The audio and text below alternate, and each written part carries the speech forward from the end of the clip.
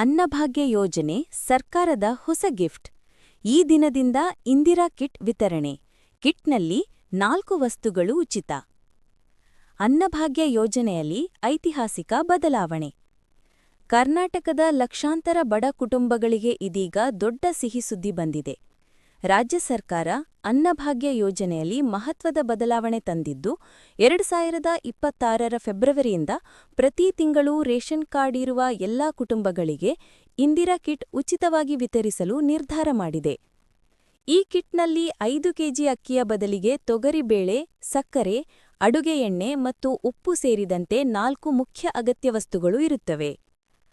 ಆಹಾರ ಮತ್ತು ನಾಗರಿಕ ಸರಬರಾಜು ಸಚಿವ ಕೆಎಚ್ ಮುನಿಯಪ್ಪ ಅವರು ಈ ಘೋಷಣೆ ಮಾಡಿದ್ದು, ಕೇವಲ ಹೊಟ್ಟೆ ತುಂಬಿಸುವುದಲ್ಲ, ಪೋಷಕಾಂಶ ಸಮತೋಲನದೊಂದಿಗೆ ಆರೋಗ್ಯವನ್ನು ಕಾಪಾಡುವುದು ನಮ್ಮ ಗುರಿ ಎಂದು ತಿಳಿಸಿದ್ದಾರೆ.